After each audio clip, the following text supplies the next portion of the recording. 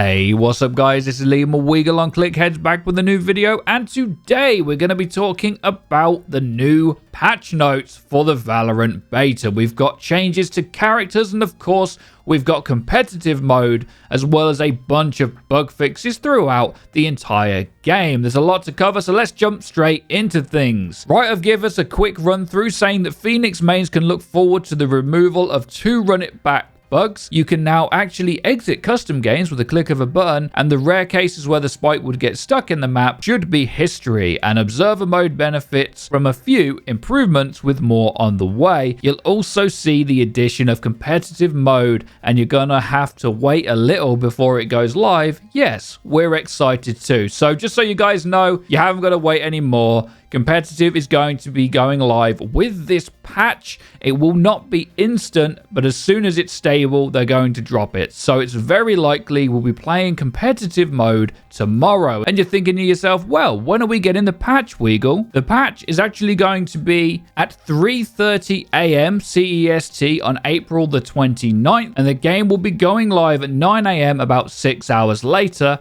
Also, on April the 29th, local time, NA matchmaking servers start going down at 4:30 a.m. PT and are back up at 10 a.m. PT. Ranked, of course, as they said, will be on when everything is stable, and mostly there haven't been any stability issues, guys, so we'll see ranked in the next day or two. I cannot wait to get Wood 3. How about you guys? So let's move on. Omen has got what we believe to be a net buff based on the changes. So Omen can now immediately become vulnerable and no longer appears dark after he leaves his alternate shadow form. If you were to find an enemy Omen teleporting in, it was often confusing when you should shoot him to get the kill versus sending him back. This change is to both account for an invulnerability bug and score some extra points of clarity. So if someone could see you when you do your teleport, you're gonna die, which is basically the same as it was before. It just stops Omens cheesing out some kills here or there. It's not a big change,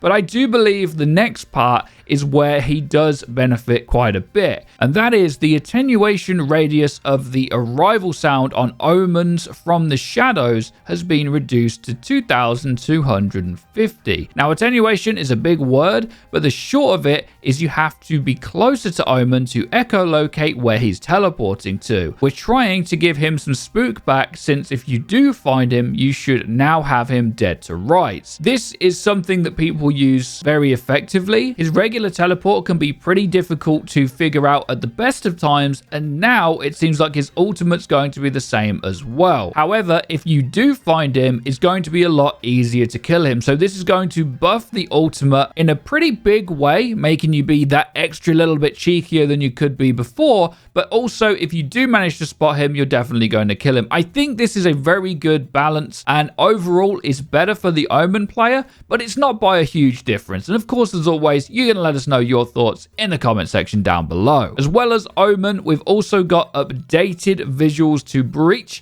If these are drastically different, we will cover them in their own video. Of course, we haven't seen them yet because the patch isn't out, so this will either make them slightly easier or harder to see. I should imagine it's going to be to make them slightly easier to spot for the enemy team. We've also got some map updates coming out as well. They've added curtains to the top of double doors on Haven to remove the Sage barrier or boost that allows players to see through a sliver of the door at the top. They've fixed issues with Cypher camera being placed on the Haven A main boxes. There are multiple fixes to geometry in Haven, Bind, and Split to fix exploits and help optimize gameplay. Massive thanks to all the folks who helped identify these. We see you. They've updated materials on Bind and Haven and make sure services are more consistent overall. And they've changed the color of Radianite crates in order to unify overall visuals. I'm going to read some of these in a wacky order because I'd like to also get to some of the cool hero stuff that they've actually started to tweak. Some of the bug fixes,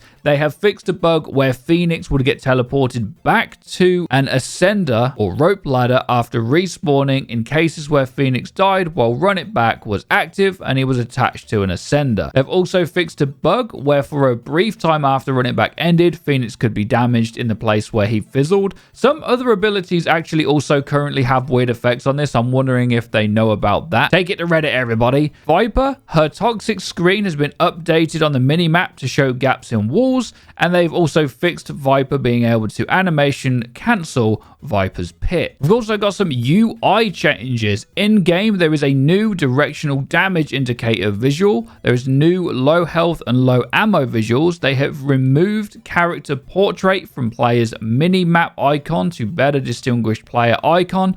Icon will receive additional color and polish in the future. Voice activity is now shown above ally's head. Added color to spike icon above ally's head to make it easier to see. And they fixed the ultimate ability icon above teammate's head, showing as charged after gaining 1 ult point instead of when actually charged. And ping elements now fade when under player aim. Previously, only the text faded. So there's also a bunch of other bug fixes that will, of course, go up on the screen. Most of them are very minor, and they will be scrolling through as I outro the video. So there's a lot of cool changes coming every week or two, and hopefully this maintains throughout the beta and the release of the game. I'm very interested to see what other changes they make to characters. I don't know if it's because I have a personal grudge or if Cypher really does need tuning down a little bit. You'll have to let me know what your thoughts and opinions on balance are in the comment section down below. Thank you all so much for nearly 25,000 subscribers already.